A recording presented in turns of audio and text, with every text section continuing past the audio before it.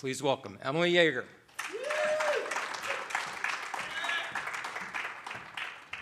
Good morning.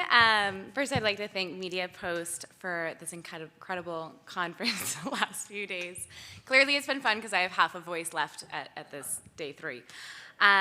So originally, I had a lot of content about this presentation, but we really needed to trim it down.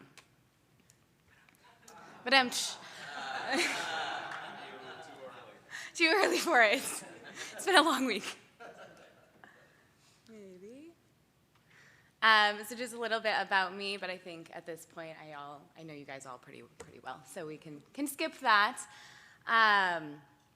So a little bit about Manscaped, the brand, since some of you are aware of it and familiar with it, some of you are not. So I wanted to give everyone kind of a little sneak peek into our products, our marketing, different sponsorships that we've worked with, athletes, things like that. So I will let the video go from there.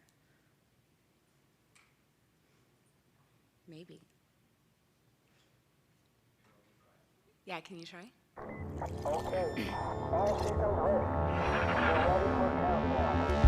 5, 4, 3, 2, 1.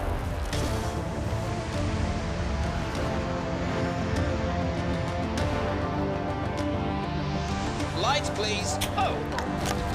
Grip it and trim it, baby.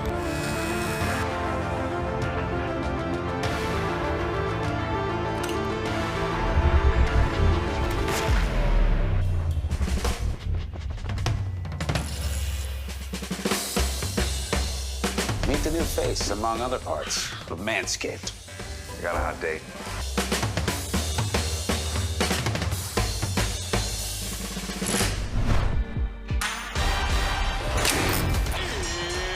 It's time!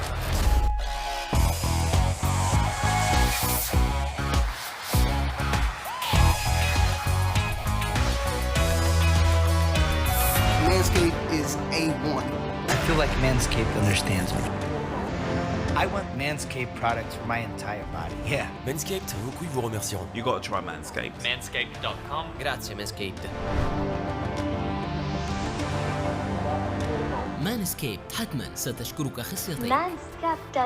Manscaped 是非凡的。 Manscaped 한번아요. Manscaped, beaucoup vous remercieront. Manscaped é fantástico. Manscaped is fenomenal. Att mina grabbar håller sig fräscha. You gotta try Manscaped. Manscaped는 훌륭합니다. Manscaped defines my generation.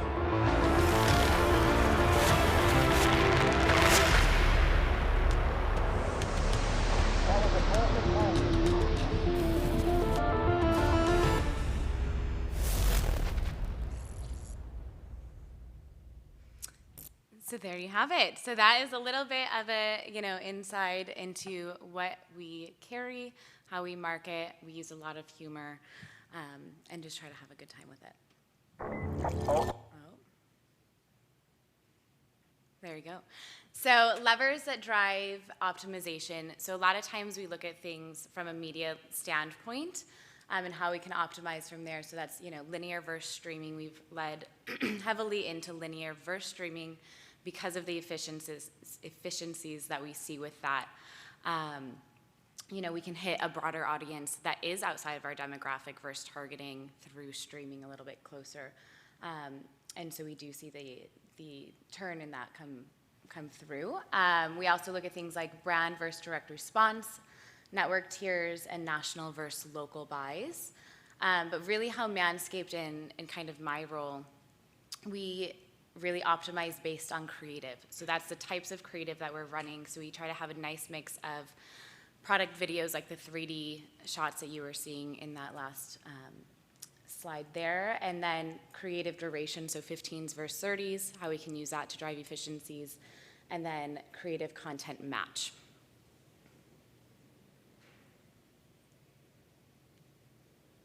So our creative methodology, so we have built a very strong in-house creative and production team. So we run all of that in-house. That allows us to produce and test content more effectively. So we can have more creative content and concepts. And so to give you an example, last year in 2022, we ran over 85 different TV commercials The average brand runs 5 to 10. So we had more A/B testing, so that's, VO spots versus non-VO spots, more variety, and it really reduces the wear that we're seeing in comparison to our competitors. So this allows us to optimize and lean more into similar structured creative commercials that work. So our 3D videos, those work really well when we launch new products. So we recently came out with our beard hedger in January and are no longer just below the belt.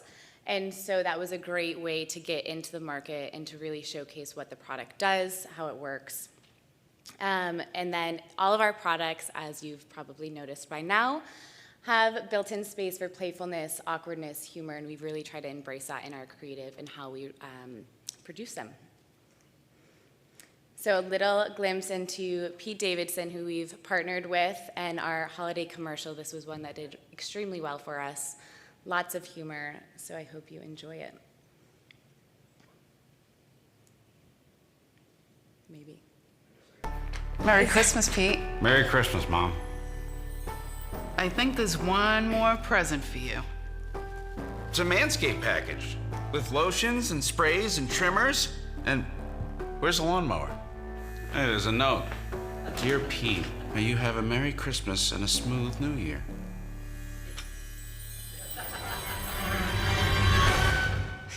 Oh! Get 20% off at manscaped.com.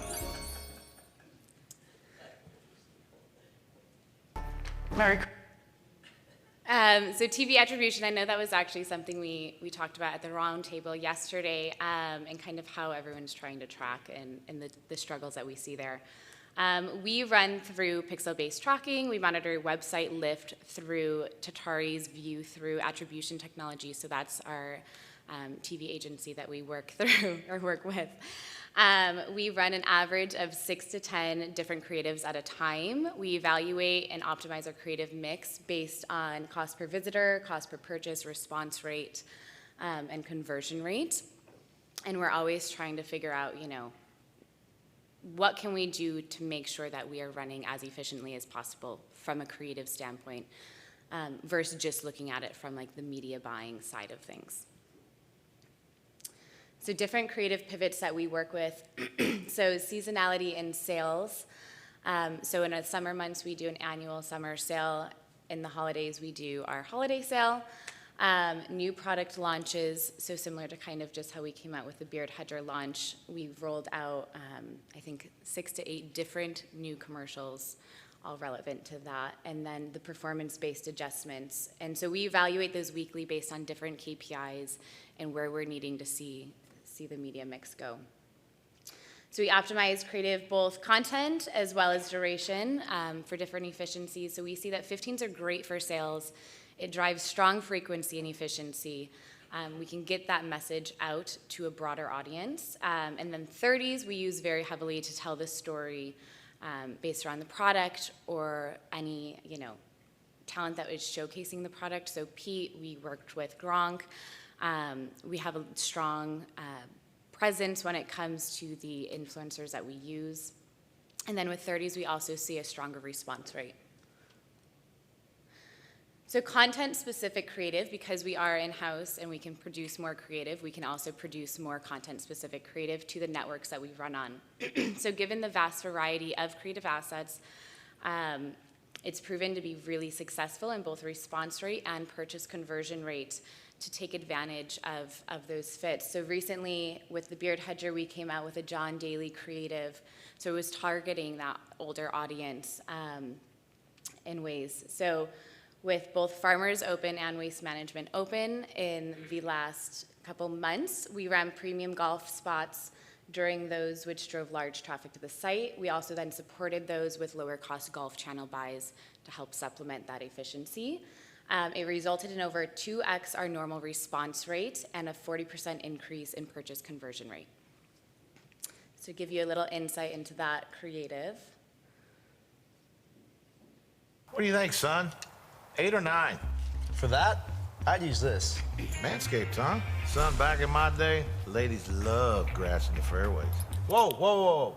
It's not for down there. The beard hedge is for your face. Oh, really? The Beard Hedger features a rotary zoom wheel that provides 20 precision settings with just one guard. Grip it and trim it, baby. Introducing the Beard Hedger. Order today at manscaped.com. So we also like to take that content-specific creative to a global scale. So we like to focus on meeting our audience where they're at. And we do this by implementing local talent that resonates best with market audiences. So for example, this is Max Gone. He's based out of Australia. And it ensures that our advertising is really fitting the culture versus just being a US brand with US creative and trying to just, you know, square in a round hole kind of thing. And it drives a stronger response rate and better brand recognition in new markets by going with this approach. Hey, Maxie, you forgot to shave. No, not up top. Down under. The lawn needs a trimming. Now pick up that Lawnmower 4.0. It's skin-safe technology designed to help reduce nicks and tugs for below the neck or inside the 50-metre line. You're going to score, right? Yeah. You're the man, right? Yeah, I'm the man. You're going to mow that lawn. I'm going to mow my lawn.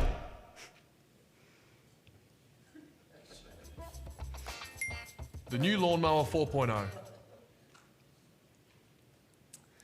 So that is really kind of how Manscaped has taken our creative approach to trying to optimize based on the creative level, not just the media scale, and kind of how we have done things. I hope you enjoyed it.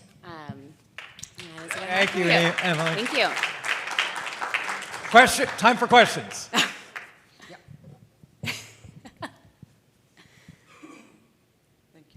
So, Emily, good Yes. morning. Good morning, Ms. Carla. My question is, when you have 6 to 8 A/B tests going on, how long do you run the test, and what kind of like spend are you like? Are you even spend? Like, how do you? That seems like really complicated. Yeah. So it is sometimes it can get a little bit complicated with how many different creatives we're running and testing. We do try to, when we are running a test, make it apples to apples, so it's going to be the same spend with those two A/B creatives in the mix, while we are still running other creatives at the same time. So this is something that we like to especially implement with new product launches to see where, you know, those learnings can be found, and we'll give it, you know, like probably 2-3 weeks of running, and then we'll keep evaluating those learnings and make our optimizations based on that. How long is the window for running most of these? Do you have a preset window? Do you have any metrics that show you when an ad is wearing out? To be honest, we really don't see creative wear because of the large quantity of creatives we're running. So that's something I actually recently had been looking into, an eye spot analysis that they had sent through, and we didn't see any creative wear in comparison to, you know, other competitor brands. And how are I know your responsibility is mainly for linear, right? Mm-hmm. So how is this creative is this creative is the top of funnel creative driving down into the lower into the funnel, into the digital channels? Are they taking this and reusing it? Are they echoing it in different ways? How does the rest of the funnel work? So we come out with our commercials, right? And then we also we'll have different variations of the video that we think would work best for web, best for YouTube, best for digital, social, things like that. And we make sure that all of those are tweaked to really how those audiences are gonna best respond to those. And so from that standpoint, we kind of take a wider look at it from the creative side. And what are the key measurements what are the key measurement technologies that you're using and the ways in which you're measuring effectiveness? For TV specifically? Yeah. So we have our TV agency, and they have their dashboard, which pulls through all of our Google Analytics and things like that. And we're able to see the relative performance of creative, how that's running, our CPMs, our, cost per acquisitions, our cost per purchases, and kind of trying to pull together all of that, not just looking at one or the other, and seeing, those trends across, response rates and conversion rates and what works best there. And since you are mainly focused on linear, why don't you give us the sort of your perspective on the fate and direction of linear right now, as we're watching streaming very quickly erode that base, and we're seeing the overall linear. You know better than me how much linear is actually eroding, and especially on a global basis. Tell us what the state of linear is and what its at least immediate future is. Yeah, I know that was something that we kind of talked about a lot this week. I don't think that linear is dead. You know, and going back to previous presentations, does targeting really work as well as we think that it works? We like to take a focus at linear because it is much more efficient. We can hit an audience that's not just a targeted down, you know, window. I think anyone that's in our demographic, I'm sure you've seen our ads and heard of our brand. We want to get outside of that, right? Like we want to be able to grow. And things like the Beard Hedger and Weed Whacker 2.0, which is our ear and nose trimmer, those are great for hitting those markets that are outside of our typical demographic. And so linear is really great at being able to provide that. And it's also great for, you know, gifting and still hitting the female audience who may be gifting, especially during holiday seasons, Valentine's Day, Father's Day, those kind of time periods. But how about its scale? What do you think of the near future of its scale? For linear specifically? For linear, yeah. I think you can still scale it. I mean, there's so many opportunities that we have, and especially on a global basis, right? So we run TV in US, Canada, UK, Ireland, Germany, and Australia. And there's still a ton of room to grow there. So I don't necessarily think it's pigeonholing us. We do have streaming budget that we do like to run in, but when you look at the overall performance and the overall CPAs, it's tough to make that kind of justification when the efficiency is so much stronger and results are so much stronger coming from linear. Yeah. Steve, there's one back here first. Oh, okay. I'm sorry. I didn't know that there were other questions. Don't even worry about it. Great questions. So you mentioned that 30 is like very good for storytelling. Obviously, you're running a lot of linear. Do you run that unit like in any kind of skippable way? I only ask because I've been running like 30s with YouTube a lot, and you know, the performance, you know, people skipping more frequently than a 15 because you know nobody has attention span. So you're like not getting to really like tell that story. And I'm running into an issue with a lot of clients where they're like, hey, we have this great video, but everyone keeps skipping it. And they're like having trouble learning. So I was just curious. You know, in full transparency, I don't handle the YouTube side of the media buying. That would be our paid media team. And I mean, they're a phenomenal team at what they do. So I'm sure that there's ways. I would say making sure that it's creative, that people get sucked into, right? There's a humor in it. It's not just like a serious ad. It's more of a funny moment in their day, right? And taking that approach from it being like a hard-selling commercial to more of a creative experience. My question was just about the global rollout. Are you still doing the intensity of the A/B testing and the creative iterations that you're doing in the U.S. and these other markets? No, a lot of our testing we do run in the U.S. first. You know, we've started to roll out with going into more retail stores, testing if we want to run our spots with retail end cards on them and different things like that. But we're not overly testing, I wouldn't say, in the international markets right now. But we do run, you know, for example, during our holiday period, you know, we ran the same spots that were all different sale specific. So we had a no sale creative, we had a Black Friday creative, Cyber Monday, and then our holiday sale. So we really try to make sure that we're still speaking to those time periods within our creative versus just having a generalized spot. Hi, Emily.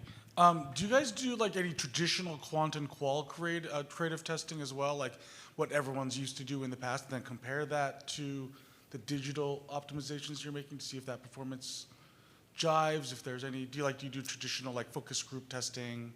Yes, so we have an entire, brand team that really focuses on, testing and how consumers are going to respond to mainly new products, I would say, and our brand in general, and different things like that. But we don't typically look at it maybe from like an every single commercial basis. Okay. Yeah. And then the reporting that you are doing at a creative level, to tie back to what I think Aaron was his name talking about yesterday about relevance, content relevance and adjacency. Do you see that in your numbers? As I see you have a golf spot, you're running it in golf. You have something else, you're running it in something else.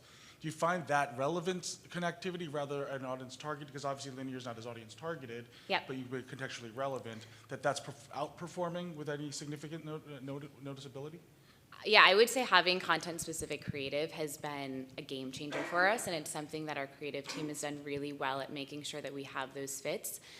And even though you're not targeting from a streaming standpoint of a demographic, you're still, in a sense, doing it through networks, right? So you're hitting the golf channel, you're hitting the sports channel. When we have those football athletes in there, like those are going to be targeted towards our sports spots. We're able to still do that. Pete Davidson works great for females. So we went on The Bachelor and Bachelorette, and those channels where he is going to be more relevant to the audience that is watching that, and really kind of making those tweaks based on a creative basis versus just, the numbers in general of media. So Pete Davidson works well with women. Which works great, yeah, clearly. Which on some level makes a lot of sense. It makes a lot of sense. But on some level makes us all really sad. Exactly, yeah. Emily, thank you so much. Thank you.